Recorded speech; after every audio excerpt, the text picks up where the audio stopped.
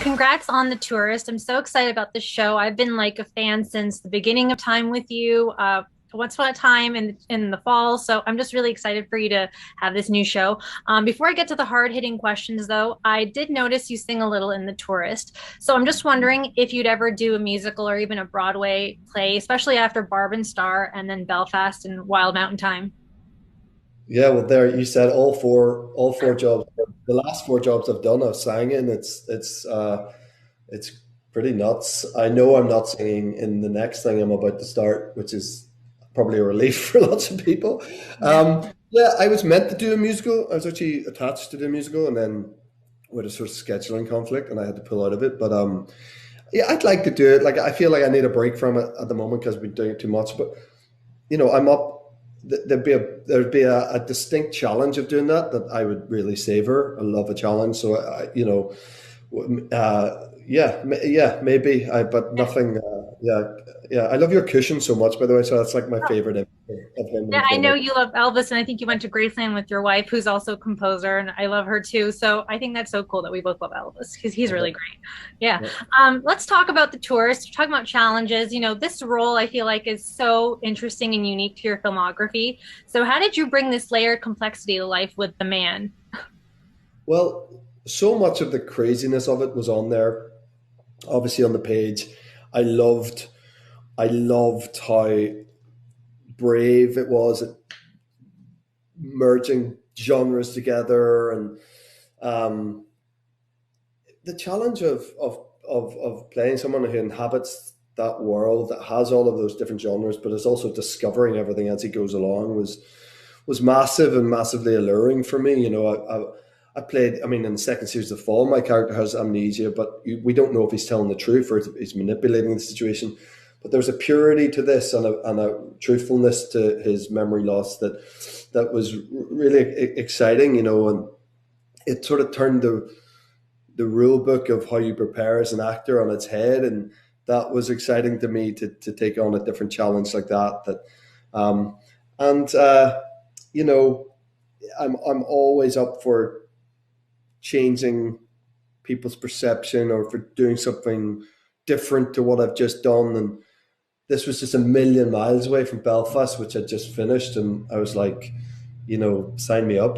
And I love how when we think we know what's happening with this show, we really don't. I found myself like, biting my nails and grabbing my face a bunch of times because there's a lot of shock, moments. But it's so dark and humorous at the same time, and it's also Coen Brothers reminiscent. So, what made you want to be involved with this? Is it that whole layering, that nuance sort of details? Yeah, and I love like all those references, and they were all talked about. The Coen Brothers just mentioned all the time as a tonal space to live in, and I just loved the ambition of it. I really loved the ambition of it, and I thought that if all the right actors are in this, and I had so much trust in Chris Sweeney, our director of the first block. He did a show called Back to Life that I really urge you to watch if you haven't seen it yet. It's incredible. That Jack and Harry Williams, who wrote our thing, produced that. So I knew the tone of it could be handled really well because it jumps from drama to comedy in a big way. Um, but I just loved this idea of constantly messing around with the audience and how comfortable they were and what they thought they knew. I thought that was really interesting. And I think Yeah. you truly never get a grasp of it. Maybe even when it finishes, you don't truly have a grasp on it. Yeah. And I thought that was really cool. And I thought this is going to hopefully entertain people for 6 hours. And yeah, I didn't know it had 100% Rotten Tomatoes. That's lovely to hear that. That's a cool thing. Hmm. And before I let you go, I always love everything you do, and I want to see more of the things you are in. I'm wondering, would you want to return to this character? Because there has been chatter of a season two, and I just talked to Danielle, and she'd be up for it. And the way the ending was, there's a lot. I feel like there's a lot to unpack. Yeah, there's a lot to unpack. There's a lot of different ways it could go. There's also a big argument for it not going anywhere else. Mhm. Um, I've been in this situation before. The Fall was only meant to be one episode, Yeah. one series. Um, I always think if there's a want for something, you need to explore it. Mhm. Uh, I don't think for lots of reasons this show should go on and on and on and on. But I do think there's answers that out there, there's questions out there that need answers. Sorry.